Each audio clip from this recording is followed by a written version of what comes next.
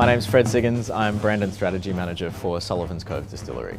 I started in hospitality over 20 years ago when I was in high school, just to make a little bit of extra pocket money. When I got to university, I needed to pay my uni fees and my rent and all that kind of stuff, so I ended up working in kitchens in local restaurants. Started bartending about 10 years ago and really sort of fell in love with that side of the industry.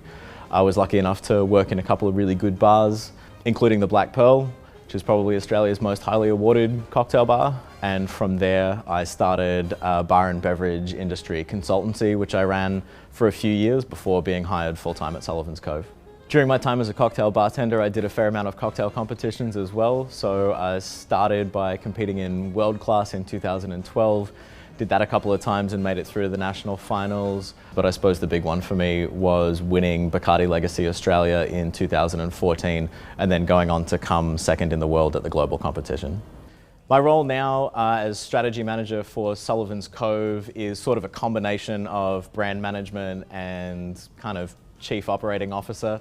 So we're a small company, a little boutique distillery based in Hobart, Tasmania, and as one of the senior managers in the company, I pretty much do everything except actually making the whiskey myself.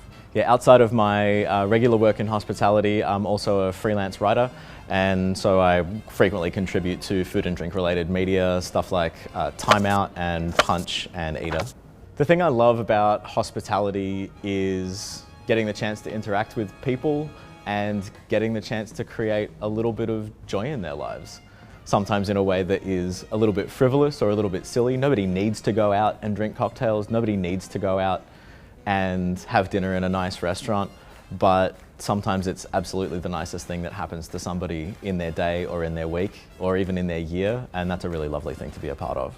My wish for the hospitality industry, if it could be anywhere in 5 years' time, would be for it to be completely healthy and happy and inclusive.